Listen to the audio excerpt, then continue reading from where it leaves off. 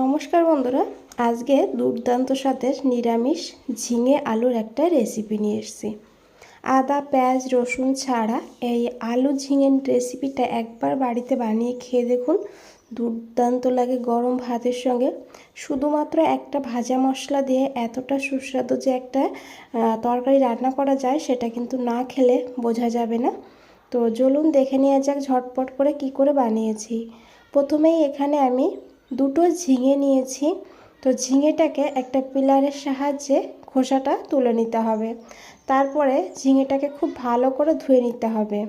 আর ধোয়ার পরেই কিন্তু ঝিঙেটাকে এইভাবে কাটতে হবে। কাটার পরে আর ঝিঙেটা ধোয়া যাবে না, তাহলে কিন্তু রান্না করতে খুব অসুবিধা হবে। তো ভালো করে ধুয়ে নেওয়ার পর এইভাবে ঝিঙেটাকে কেটে নিতে হবে। তো ঝিঙেটাকে খুব বেশি বড়ও করবেন না, আবার একদম ছোটও করবেন না। তো দেখুন বন্ধুরা, এইভাবেই ঝিঙেটাকে কাটতে হবে। এখানে নিয়েছি আলু। এখানে আমি এরকম সাইজের একটা নিয়েছি, একটু বড়, আর এর থেকে ছোটো সাইজের একটা নিয়েছি। তো আলুটাকে ছোট করে কেটে নিতে হবে, কারণ ঝিঙেটা কিন্তু খুব তাড়াতাড়ি রান্না হয়ে যাবে আর আলুটা কিন্তু সিদ্ধ হতে টাইম লাগবে। তাই আলুটাকে এইভাবে ছোট ছোট করে কাটতে হবে, তাহলে ঝিঙে আর আলু একসঙ্গেই কিন্তু রান্না হয়ে যাবে। তো বন্ধুরা, আলুটাকে কেটে নেওয়ার পর আলুটাকে খুব ভালো করে ধুয়ে নিতে হবে। এদিকে একটা কড়া বসিয়ে দিয়েছি। কড়াইতে দিতে হবে 2 চামচ সর্ষের তেল। সর্ষের তেলে রান্নাটা করলে কিন্তু স্বাদটা অনেক বেশি বেড়ে যাবে। তেলটাকে খুব ভালো করে এইভাবে গরম করে নিতে হবে। আর এখন এখানে দিতে হবে একটা শুকনো লঙ্কা, একটা তেজপাতা। তেজপাতাকে এইভাবে ছোট করে ছিঁড়ে দিয়ে দিয়েছি।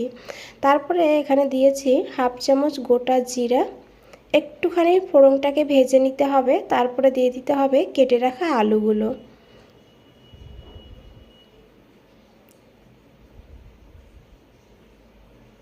আলুটাকে এখন গোল্ডেন ব্রাউন করে হালকা ভেজে নিতে হবে। তো আলুটাকে এইভাবে নাড়াচাড়া করতে হবে মাঝে মাঝে, না হলে কিন্তু আলুটা এক সাইডেই বেশি ভাজা হবে আর উপর সাইডটা কিন্তু বেশি ভালো ভাজা হবে না।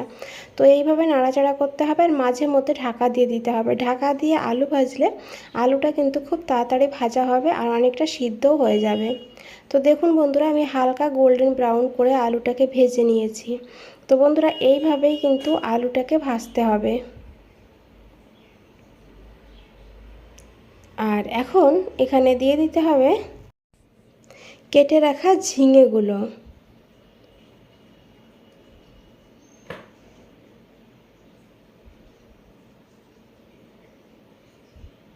তো ঝিঙেগুলোকে দিয়ে এখন ঝিঙেটাকে আলুটার সঙ্গে বেশ ভালো করে ভেজে নিতে হবে। গ্যাসের ফ্লেমটা মিডিয়াম টু হাই করে দেবেন। হাই করে দিয়ে ঝিঙেটাকে খুব ভালো করে একটু ভেজে নিতে হবে, কারণ লো ফ্লেমে ভাজলে ঝিঙের থেকে জলটা ছেড়ে দেবে, তখন কিন্তু ভালো ভাজা হবে না। তো মিডিয়াম টু হাই ফ্লেম করে দিয়ে ঝিঙেটাকে হালকা গোল্ডেন ব্রাউন করে ভেজে নিতে হবে। তো দেখুন বন্ধুরা, ঝিঙেরও কিন্তু কালার চেঞ্জ হয়ে গিয়েছে হালকা। তো এখন এখানে দিয়ে দিতে হবে অল্প করে হলুদের গুঁড়ো। আমি এখানে হলুদের গুঁড়োটা অল্পই ব্যবহার করেছি। আর দিয়ে দিতে হবে 1/2 চামচ কাশ্মীরি লঙ্কার গুঁড়ো। এখন এই গুঁড়ো মশলাটাকে একটু ভাজা ভাজা করে নিতে হবে ঝিঙে আলুর সঙ্গে। আর ঝিঙের থেকে যে জলটা ছাড়বে সেই জলেই কিন্তু এটা ভাজা হয়ে যাবে, এক্সট্রা আর জলের কোনো প্রয়োজন হবে না। আর এদিকে বন্ধুরা, মশলাটা একটু ভাজা ভাজা করে নেব। আর এদিকে একটা মশলা করে নিয়েছি। দেখুন, একটা কড়াই বসিয়ে দিয়েছি। কড়াইতে দিতে হবে 1/2 চামচ গোটা জিরা। আর তারপরে দিতে হবে এখানে একটা শুকনো লঙ্কা। তো ঝালের পরিমাণটা কিন্তু আপনারা আপনাদের হিসাব মতো নিয়ে নেবেন। 1 চামচ নিয়েছি চীনা বাদাম। আর এখন লো ফ্লেমে এই মশলাটাকে কিছু সময় ভেজে নিতে হবে। বন্ধুরা দেখুন, খুবই সামান্য পরিমাণ মশলা দিয়ে কিন্তু এই রেসিপিটা আমি বানিয়েছি আর খেতে অসাধারণ হয়েছিল। একবার বানানোর অনুরোধ রইল। তো বানিয়ে দেখুন, তারপরে আমাকে কমেন্ট করে জানান আপনাদের কেমন লেগেছে। তো দিয়ে দিয়েছি একটা এলাচ, একটু দারচিনি। একটু ভাজা ভাজা করে নিয়ে গ্যাসের ফ্লেমটা এখানে অফ করে দিতে হবে। আর তারপরে দিয়ে দিয়েছি 1 চামচ এখানে পোস্ত।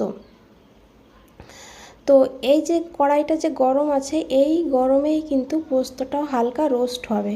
তো এইভাবে একটু নাড়াচাড়া করে নিতে হবে, করে নিয়ে এটাকে নামিয়ে ঠান্ডা করে নিতে হবে। ঠান্ডা হয়ে গিয়েছে, এদিকে একটা মিক্সচার গ্রাইন্ডারে এই মশলাটাকে নিয়ে নিতে হবে। আর জল না দিয়ে প্রথমে এটাকে আমি ঘুরিয়ে নেব, একটুখানি গুঁড়ো গুঁড়ো করে নেব, তারপরে একটু জল দিয়ে একদম মিহি একটা পেস্ট বানিয়ে নেব। এদিকে দেখুন মশলাটাও বেশ ভাজা ভাজা হয়ে গিয়েছে আলু ঝিঙের সঙ্গে।